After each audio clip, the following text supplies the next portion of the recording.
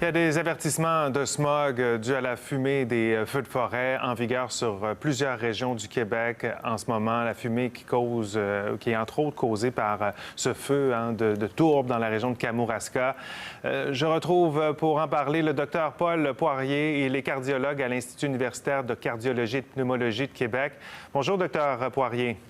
Bon matin. Le smog, en temps de canicule. Le smog et la canicule, tous ensemble, c'est pas très bon. Ça fait pas bon ménage pour notre santé pulmonaire et cardiaque, j'imagine.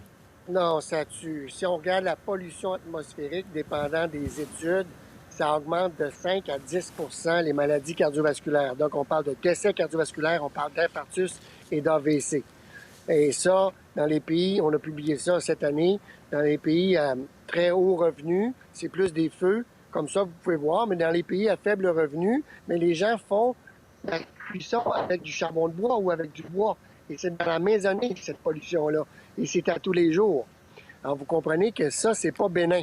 Même si c'est une fois de temps en temps, la pollution atmosphérique, ça tue.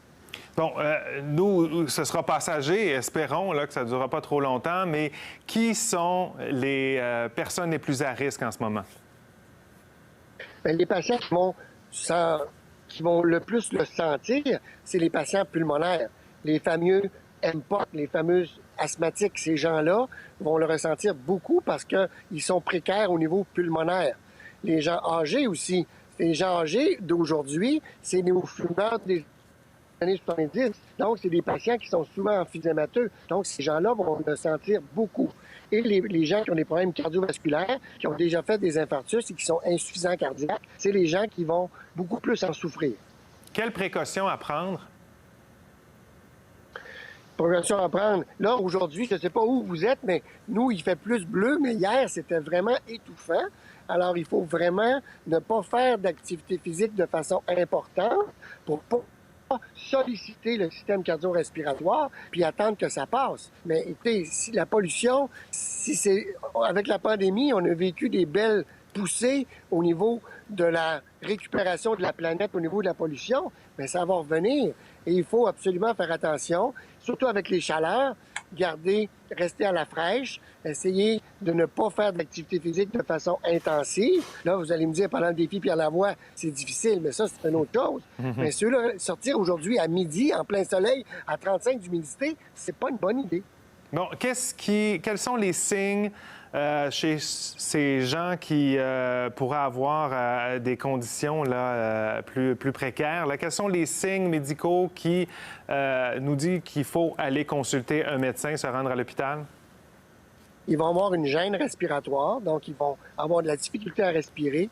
Leur respiration va être beaucoup plus rapide, beaucoup plus à petit volume, comme un chien qui a chaud. Regardez les animaux quand ils ont chaud. Ils respirent très rapidement à petit volume. Quand ça se met à sciller, ou quand ils commencent à avoir de la misère, une respiration bruyante, là, il faut aller consulter. Docteur Poirier, on ne vous a pas dit qu'on allait vous poser cette question-là, mais elle me vient en tête. Si vous n'êtes pas à l'aise de répondre, répondez pas. Mais on parlait à une restauratrice tout à l'heure qui disait le port du masque, de la visière pour ses serveurs, ses serveuses, alors qu'on est en canicule, qu'à Montréal, la qualité de l'air n'est pas très bonne, que c'est difficile parce que le travail de serveur, c'est assez cardio à certains moments. Vous en pensez quoi de ça? Écoutez, je peux vous répondre très... Je l'ai vécu jeudi dernier. Je suis allé au restaurant avec ma famille et la fille qui avait une visière avec les panneaux de plexiglas partout. Il n'y avait aucune ventilation dans ce restaurant-là. Et on ne peut pas mettre de ventilateur non plus à cause de la peur de la COVID et de faire ventiler les gouttelettes partout. Et il y a des gens qui ont essayé dans la restauration de travailler avec des masques et qui vont démissionner malheureusement. Est-ce que le port du masque comme ça en temps de canicule pour monsieur, madame, tout le monde, ça peut causer certains problèmes? Est-ce que vous le recommandez ou pas? Le masque, il faut le recommander, c'est clair, mais je pense que la visière est plus facile à porter d'après moi parce que ça ventile quand même un peu en dessous de la visière et sur les côtés. Et la distanciation sociale, si vous vous tenez à 2 mètres, moi je suis plus vieux, à 6 pieds, bien le masque perd un peu de son importance. Mais vous comprenez que dans un restaurant, on ne peut pas vivre ça, cette distanciation sociale-là. Alors, je crois que la visière est un moindre mal.